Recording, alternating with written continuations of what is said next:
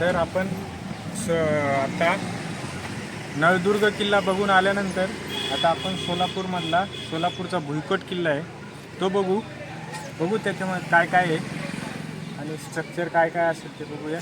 चला तर हे एस टी स्टँड आणि रेल्वे स्टेशन ह्याच्या जवळच आहे आणि इथूनच मग 1 किलोमीटर अंतरावरती सिद्धेश्वराचं मंदिर आहे.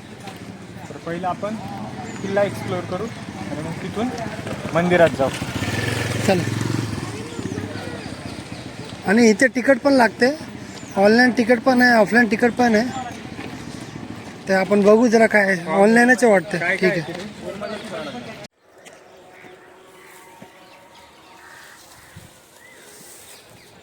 मित्रांनो, किल्ल्याच्या गेटमधून आपण प्रवेश केल्यानंतर आपल्याला इथे गेटवरती आपल्याला एक तिकीट काढावं लागतं. ऑनलाईन आहे ते प्रोसेस पूर्ण ऑनलाईन. तुम्हाला आपले डिटेल्स टाकायचे आणि एक काय 20 रुपये काहीतरी पर हेड घेतात. तर आपण आत आल्यानंतर आपल्याला इथे दिसतो ते झेंडा आणि तो आहे निशान बुरुज. निशान बुरुज म्हणजे आपला झेंडा लावायचा आणि त्याच्यावरती बुरुज सॅल्यूट करायचं. इथे बघा तो दिसतो ना, वाघ आहे. आपण त्याला जवळ जाऊन बघू ना. हा, स्ट्रक्चर तर आहे बऱ्यापैकी इथे. इथून वर आल्यावर हे बघा, आता असा स्ट्रक्चर आहे.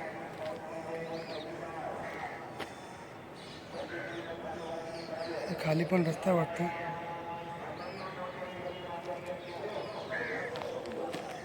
चला वरती जाऊ.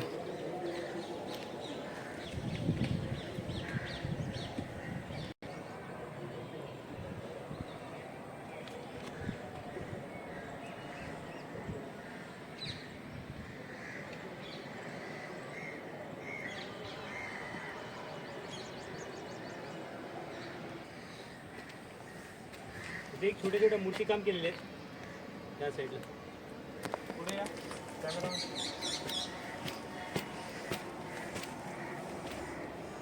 हा, लई भारी. मूर्त्या कोरलेल्या आहेत छोट्या छोट्या, छान आहेत, अप्रतिम.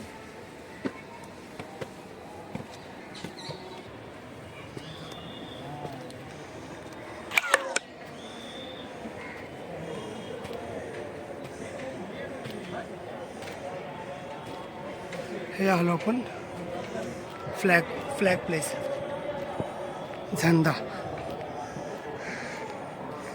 आणि हे बघा,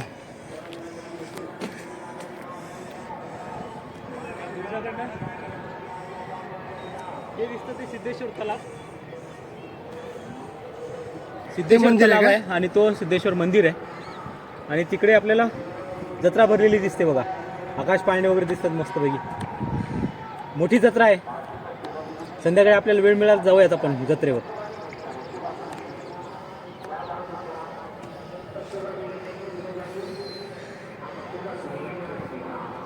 आणि ही सोलापूर सिटी पूर्ण गोल.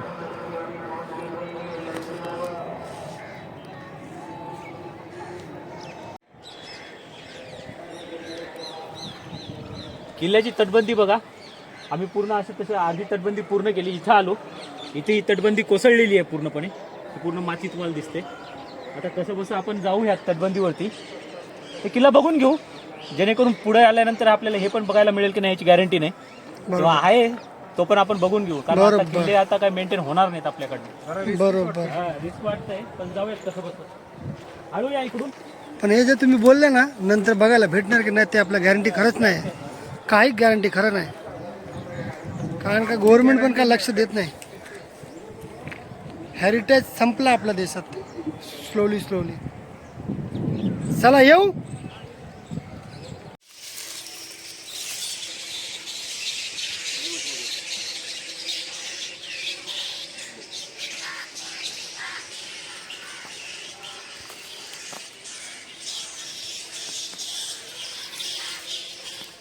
किल्ल्यामध्ये मित्रांनो आता तुम्ही बघितलं खूप रान माजलेलं आहे. तर त्या रानामध्येच एक सुंदरसं मंदिर आहे. फार जुनं मंदिर आहे बघा. हे सगळे पिल्लर आहे. त्या पिल्लरवरती स्लॅब आहे बघा.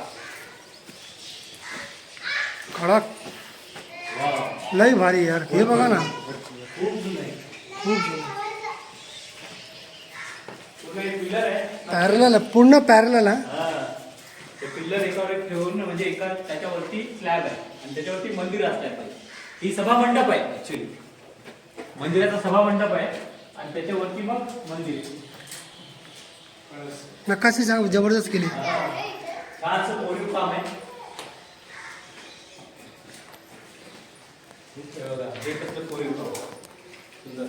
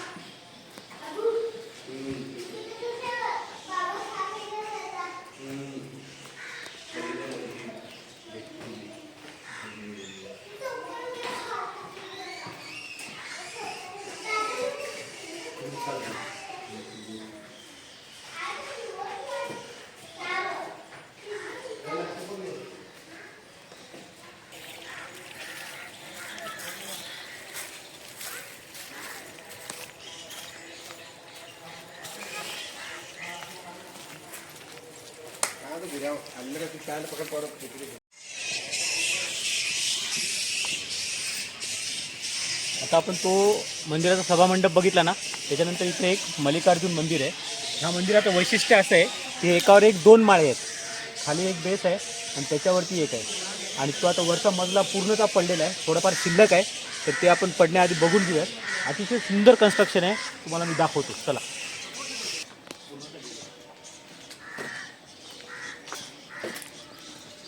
मंदिर जवळपास नामशेष झालेले आहे, थोडंफार बेस आहे शिल्लक. हा बेस आहे वरती तो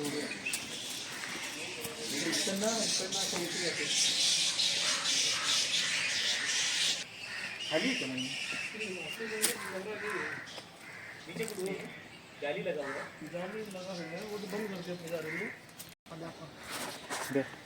आता आपण मंदिराच्या गर्भगृहात प्रवेश करतोय. पूर्णतः अस्तव्यस्त झालेलं आहे, पडलं आहे, पण त्या काळात मला वाटतंय अतिशय सुंदर असणार आहे. खाली बघा, खाली एक पिंड आहे. हां नाही आहे ना, इथे पायऱ्या केल्या टेम्पररी, परंतु ते पण आता बंद केलेले. गर्भगृह आहे आणि हे मंदिर.